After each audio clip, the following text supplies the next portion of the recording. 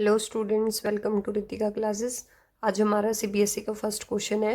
Unsaturated hydrocarbon give yellow flame with lot of black smoke when burnt in oxygen, give reason. क्या होता है कि unsaturated hydrocarbon हमें पता है कि वो जब जलते हैं ऑक्सीजन के प्रेजेंस में तो वो ब्लैक स्मोक रिलीज करते हैं। ठीक है, काला धुआं निकलता है उसमें से। तो वो किसकी वजह से है? क्योंकि जो अनसेचुरेटेड हाइड्रोकार्बन होती है उनकी इनकम्प्लीट कंबशन होती है, मतलब वो कंप्लीटली जल नहीं पाते ऑक्सीजन की प्रेजेंस में। ठीक है, तो अब हमारा नेक्स्ट क्वेश्चन है कि what happen when a small piece of sodium is dropped into ethanol. क्या होगा अगर हम लोग सोडियम की जो सोडियम का एक पीस है वो इथेनॉल में डाल दें? तो अब क्या होता है कि हमारा जब हम लोग सोडियम में इथेनॉल इथेनॉल मतलब C2H5 डालते हैं तो हमारे पास क्या है कि हमारे पास सोडियम इथोक्साइड बन जाता है और हाइड्रोजन गैस रिलीज होती है। ठीक है, और यही हाइड्रोजन गैस जो है वो रिस्पॉन्सिबल होती है, जो हम लोग कहते हैं ना कि वोलेंट रिएक्शन है, आग पकड़ लेता है, तो वो इसी हाइड्रोजन की वजह से होता है। अब हमारा नेक्स्ट क्वेश्चन है कि हमारा बाइल जूस का रोल क्या है डाइजेस्टिंग फूड को डाइजेस्ट करने में। अब क्या होता है कि जो फूड होता है उसमें हम लोग का जब वो स्टोमक में पहुंचता है तो वो क्या होता है, उधर HCl रिलीज होता है, तो जिसकी वजह से हमारा जो फूड है वो स्टोमक में एसिडिक हो जाता है। तब उसको एल्कलाइन बनाना है, तो इसको एल्कलाइन बनाने का काम भी क्या है हमारा, जो है वो बाइल जूस उसमें हेल्प करता है उसको एल्कलाइन बनाने में। ठीक है, ताकि पेनक्रियाटिक एंजाइम उसके ऊपर एक्ट कर सके। अब हमारे पास क्या होता है, बाइल जूस क्या करता है, फैट्स के बड़े बड़े मोलिक्यूल्स को छोटे छोटे फैट्स मोलिक्यूल्स में कन्वर्ट कर देता है, ताकि उसमें क्या है एंजाइम अच्छे से रिएक्ट कर पाए बाई फैट्स के साथ। ठीक है, अब क्या है हमारे पास नेक्स्ट क्वेश्चन है, व्हाट इज साइनेप्स। साइनेप्स क्या होता है ना कि जैसे कि हमारे पास ये न्यूरॉन है। ठीक है, ये हमारे पास ऐसा होता है वो। ठीक है, और ये हमारे पास क्या है कि ये है हमारे पास, ठीक है, एक्सोन डेंड्राइट्स। ठीक है, डेंड्राइट्स एक्सोन है ये। ठीक है, तो ये एक न्यूरॉन है, ऐसे ही एक ये न्यूरॉन हो जाएगा जैसे मान लो। ठीक है, तो अब हमारे पास क्या है, ये जो कनेक्शन जंक्शन है ना, यहाँ पे जो ये जंक्शन बना है दो न्यूरॉन के बीच का, वो क्या है, साइनेप्स है।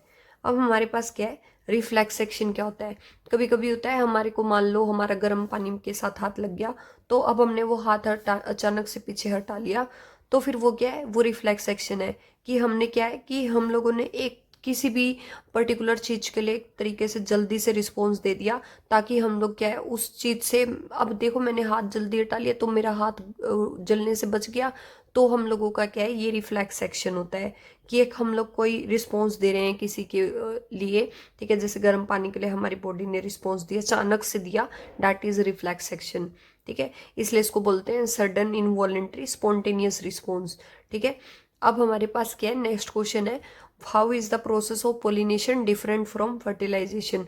अब सबको पता है पोलिनेशन में तो ये होता है कि एक फ्लावर से पोलन ग्रेन दूसरे फ्लावर में जाता है, चाहे तो वो दूसरे फ्लावर में जाएगा या सेम फ्लावर में, बट जाता कहाँ से है, एंथर टू स्टिग्मा।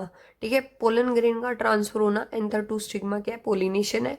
अगर एक ही प्लांट में हो रहा है तो सेल्फ पोलिनेशन है, और अगर डिफरेंट दो अलग अलग फ्लावर्स में तो हमारे पास क्रॉस पोलिनेशन, दो अलग अलग फ्लावर्स अलग अलग प्लांट की। ठीक है, तो वो क्रॉस पोलिनेशन है, सेम फ्लावर में तो सेल्फ पोलिनेशन।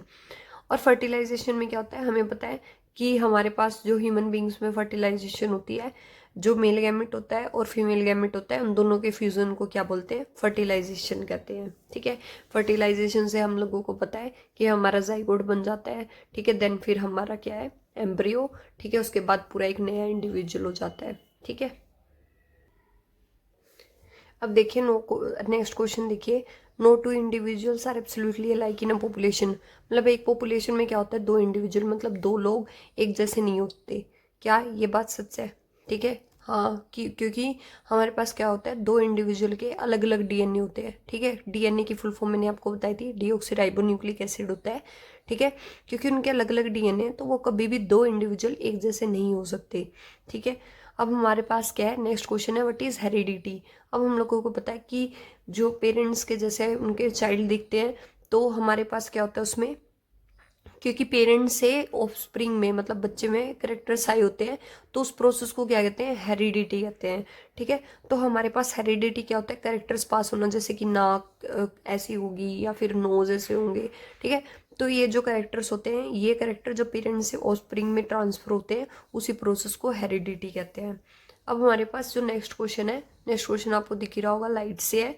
ठीक है, हम लोगों को क्या है कि एक क्वेश्चन दिया है कि refractive index of the glass is 1.5, कि रिफ्रैक्टिव इंडेक्स जो है ग्लास का है वो 1.5 है।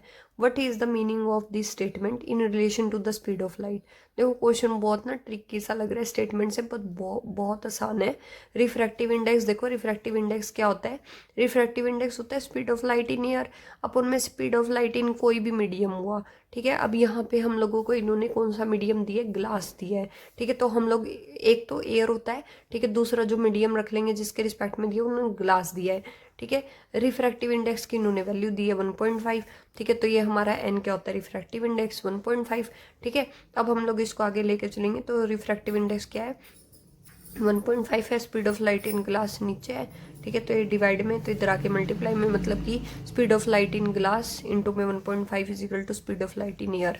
तो हम इसको ये कह सकते हैं कि जो speed of light in air है वो क्या है, 1.5 टाइम्स जो है वो speed of light in glass है। ठीक है, इस स्टेटमेंट को हम लोगों ने ऐसे लिख दिया कि speed of light in air जो है वो 1.5 टाइम्स है speed of light in glass. बस इन्होंने ये पूछा था कि इस स्टेटमेंट का मतलब क्या होगा। ठीक है, बट अब इन्होंने क्या बोला है कि रिलेशन बताना है हमने यू वी एफ। यू पता है object distance, v image distance, f focal length. Lens के लिए रिलेशनशिप बताना है, तो हम लोगों को पता है कि लेंस फॉर्मूला होता है, वो होता है 1/f is equal to 1/v minus में 1/u। ये हमारा लेंस के लिए फॉर्मूला होता है। ठीक है, अब हमारे पास क्या है, नेक्स्ट क्वेश्चन जो है हमारे पास वो ये है कि हम लोग डिस्पर्जन ऑफ लाइट का मतलब क्या समझते हैं। अब देखो ये हम लोगों को पता है, हम लोगों ने एक एक्सपेरिमेंट पढ़ा जिसमें हम लोग प्रिज्म से वाइट लाइट पास कराते हैं और जो ये होती है ये 7 कलर्स में टूट जाती है। तो इसी को ही हम लोग क्या कहते हैं, डिस्पर्जन ऑफ लाइट कहते हैं, कि जिसमें कि हमारी जो है वाइट लाइट स्प्लिट हो जाती है 7 कलर्स में। 7 कलर्स मनी की विबग्योर। ठीक है, और ये हमारे पास क्या होता है इस स्टेटमेंट को, कि इसको क्या बोलते हैं, प्रोसेस को डिस्पर्जन ऑफ लाइट। क्योंकि अगर हमारी वीडियो पसंद आई हो तो आप हमारे चैनल को लाइक शेयर एंड सब्सक्राइब करें, और ऐसे ही most important question of CBSE के सीरीज में बने रहें। Thank you very much.